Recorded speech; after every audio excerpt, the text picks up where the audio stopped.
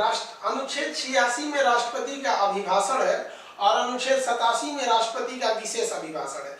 राष्ट्रपति का अभिभाषण क्या होता है कि संसद के किसी भी सत्र के दौरान राष्ट्रपति यदि जाकर वहां किसी एक सदन को या दोनों सदन को साथ में बुलाकर कुछ संदेश दे या कुछ भाषण दे तो उसे राष्ट्रपति का अभिभाषण कहते हैं। ये संसद के किसी भी सत्र में हो सकता है और कभी भी हो सकता है, तो इसे हम लोग क्या कहते हैं, राष्ट्रपति का अभिभाषण। जैसे बजट सत्र में भी हो सकता है, मानसून सत्र में भी हो सकता है या फिर शीतकालीन सत्र में भी हो सकता है। अब बात करते हैं कि राष्ट्रपति के विशेष अभिभाषण के बारे में। तो राष्ट्रपति के विशेष अभिभाषण की चर्चा अनुच्छेद 87 में है। विशेष अभिभाषण 2 बार दिए जाते हैं।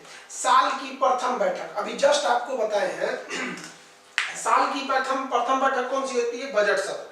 तो प्रत्येक वर्ष की प्रथम बैठक इसमें, और या ये तो पहला कंडीशन हो गया कि साल की पहली बैठक में वो विशेष अभिभाषण देते हैं, यानी एक लोकसभा 5 वर्ष की होती है तो 5 बार वो देंगे इसमें, और एक बार और देते हैं जैसे ही लोकसभा का चुनाव होता है। जैसे अब लोकसभा का चुनाव होगा जो 2024 में, तो जो 2024 में नवनिर्वाचित लोकसभा आएगी उसकी पहली बैठक को भी राष्ट्रपति जो क्या करेंगे वो संबोधित करेंगे, तो उसे भी हम क्या कहते हैं, विशेष अभिभाषण।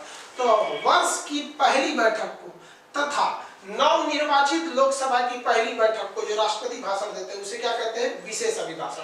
अब इसमें ध्यान से देखिए, जो अभिभाषण होता है वो अलग अलग सदन में भी जाके दे सकते हैं या संयुक्त रूप से भी दे सकते हैं, लेकिन जब भी विशेष अभिभाषण राष्ट्रपति देते हैं तो ये कैसे देते हैं, संयुक्त रूप से देते हैं। दोनों सदन को बुलाकर एक रूप से संयुक्त रूप से देते हैं। कब कब देंगे, तो प्रत्येक वर्ष की पहली बैठक में देंगे, नहीं तो नवनिर्वाचित लोकसभा की प्रथम बैठक, यानी 5 साल बाद जब चुनाव होगा तो चुनाव के बाद जो पहली बार आएंगे लोग बैठक को वो देंगे।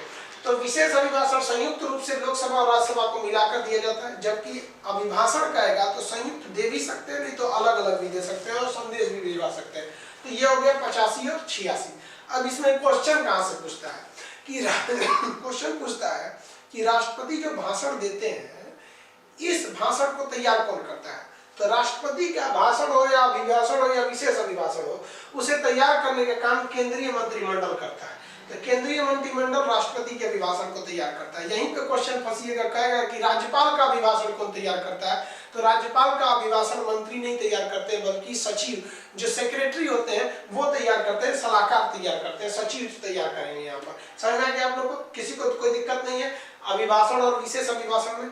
अब एक और अनुच्छेद हो गया आपका 88। इसके बारे में हम याद कीजिए, आपको अटॉर्नी जनरल जो महान्यायवादी पढ़ा रहे थे तो समझाए थे कि सदनों के बारे में विशेष प्रावधान, सदनों में मंत्री तथा महान्यायवादी को अधिकार, क्या अधिकार दिया गया सदन में इन लोगों को। तो आपको पता है कि संसद के 2 सदन होते हैं, एक होता है लोकसभा, एक होता है राज्यसभा। आपको मंत्रिमंडल और मंत्रिपरिषद समझा दिए हैं, आप उसको समझ लीजिएगा। देखिए, जो मंत्री होते हैं वो सभी के सभी मंत्री लोकसभा में बैठते हैं, लेकिन मंत्री तो किधर से भी हो सकता है, राज्यसभा से भी हो सकता है और लोकसभा से भी हो सकता है कि नहीं।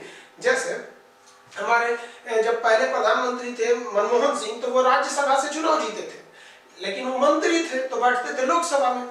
अब सारे के सारे मंत्री कहाँ बैठते हैं, लोकसभा में बैठते हैं, लेकिन मंत्री लोकसभा का भी हो सकता है, राज्यसभा का भी हो सकता है। तो कहा गया है कि मंत्री किसी भी सदन का हो, चाहे वो लोकसभा का हो या राज्यसभा का हो, बैठेगा वो लोकसभा में ही, लेकिन भाषण, चर्चा इस सब के बाद जब मतदान होगा तो वह मंत्री अपने सदन में आके मतदान करेगा, ना कि उधर ही मतदान कर देगा। तो इस सदन में समझ में आ गया आप लोगों को, मंत्री जिस सदन का है मतदान के समय उस सदन में जाएगा, नहीं तो वो लोकसभा में बैठेगा मंत्री होने के नाते। तो ये सदन में मंत्री का अधिकार और महान्यायवादी का अधिकार, महान्यायवादी के समय समझा दिए थे कि महान्यायवादी ना लोकसभा का सदस्य होता है ना राज्यसभा का होता है, फिर भी इन दोनों में वो भाग लेता है। अब मतदान के समय ये कोई किसी में मतदान नहीं करता है, मन करे तो उसी में बैठल रहे, नहीं तो बाकी जाके सेंट्रल हॉल में बैठे।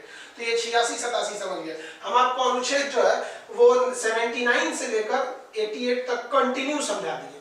यहाँ तक हम आपको कंटिन्यू समझा दिए, इसकी इधर 76 भी बता दिए थे, 77-78 इंपॉर्टेंट नहीं है। आप एक इसका स्क्रीनशॉट लीजिए। और एक बात और कहूँ, बहुत से लड़के फेसबुक पे भी इंक्वायरी कर रहे हैं कि सर आप क्लास नहीं दे रहे हैं, तो आप उन लोग को इन्फॉर्म कर दीजिए कि ये मतलब ये क्लास यूट्यूब पे आ गया। पता नहीं कैसे इन्फॉर्म किया जाता है, आप लोग को पता होगा, आप यूट्यूब ज़्यादा जानते हैं हमसे ज़्यादा।